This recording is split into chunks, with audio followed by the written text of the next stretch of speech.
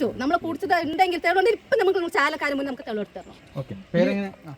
പേര് സുശീല. പിന്നെ ഇവര് വന്നത് എന്തിനാണെന്നാണ് നിങ്ങൾ വിചാരിക്കുന്നത്? ഇങ്ങനെ ആര് പറഞ്ഞിട്ട് വന്ന എന്താ UDF എങ്ങനെ വന്നത്? എന്താ രാത്രി ഒന്നും കാണാതെ വെറുതെ അവര് വരികയാണോ? അവരിപ്പോ വന്നത് ഈ ഒരു പ്രശ്നത്തിന് വേണ്ടിയാണ്.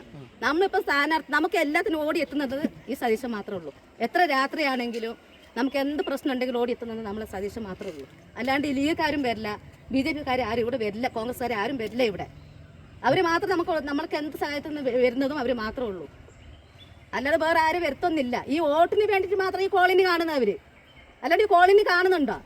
ഈ മരിച്ച ആൾക്കാരെ അറിയുന്നുണ്ടോ? ഈ മരിച്ച ആൾക്കാർ വോട്ടാണല്ലോ അവർ ചോദിക്കുന്നത്. അപ്പോൾ മരിച്ചും തെളിവ് അവർക്ക് എങ്ങനെ ഉണ്ട്? ഇല്ല, തെളിവില്ല. ആളറിയണമല്ല തെളിവുണ്ടെങ്കിൽ.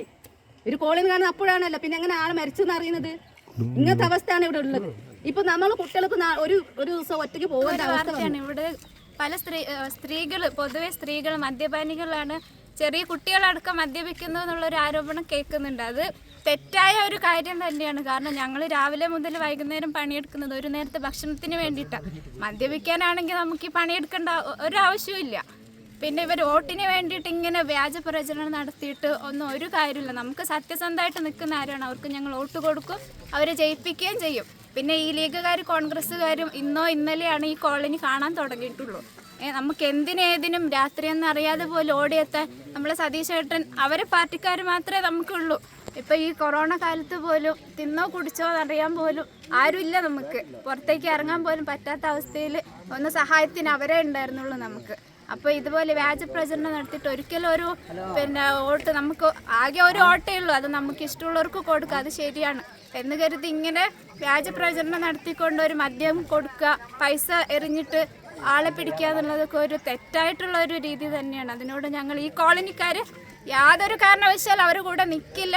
നമ്മളെ വോട്ട് അവർക്ക് കിട്ടുകയില്ല. നമുക്ക് ജനങ്ങൾക്ക് വേണ്ടി ഒരാളെ തിരഞ്ഞെടുക്കുമ്പോൾ അവർ ജനങ്ങളെ കൂടെ നിൽക്കണം, അല്ലാതെ അവരെ തമ്മിൽ തല്ലിച്ച് ഒരു കലഹം ഉണ്ടാക്കുക എന്നുള്ള രീതി വളരെ മോശപ്പെട്ട ഒരു ഇത് തന്നെയാണ്. ജയിക്കുന്നതിന് മുമ്പ് ഇങ്ങനെയാണെങ്കിൽ ജയിച്ചു കഴിഞ്ഞാൽ നമുക്ക് ഈ കോളനിയിൽ നിലനിൽപ്പിന് തന്നെ ഒരു ഭീഷണിയാവുന്ന രീതിയിലാണ് അവരുടെ ഓരോ ഇടപെടലും. അതുകൊണ്ട് തന്നെ ഇതിനൊരു നല്ല നടപടി ഉണ്ടാവണമെന്ന് തന്നെയാണ് എല്ലാവരുടെയും ആഗ്രഹം. ഉന്നതിയിൽ ഇലക്ഷൻ സംബന്ധിച്ച് ഒരു 3-4 ദിവസമായി തുടർച്ചയായിട്ട് കള്ളും മദ്യവും പൈസയും കൊടുത്ത് വോട്ടിനെ സ്വാധീനിക്കാൻ ശ്രമിക്കുന്നുണ്ട് എന്നൊരു വാർത്തയെ തുടർന്നാണ് ഞങ്ങൾ അവിടെ നമ്മൾ ഉന്നതിക്ക് സമീപത്തിരിക്കുകയായിരുന്നു.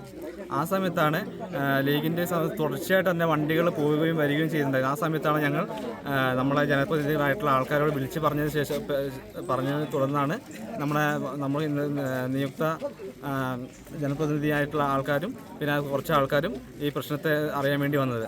അതിനെയാണ് ഇവർ കള്ളു കൊടുക്കാൻ വന്നതാണുള്ള ഒരു വ്യാജ പ്രചരണം ഇവിടെ നടത്തിയത്.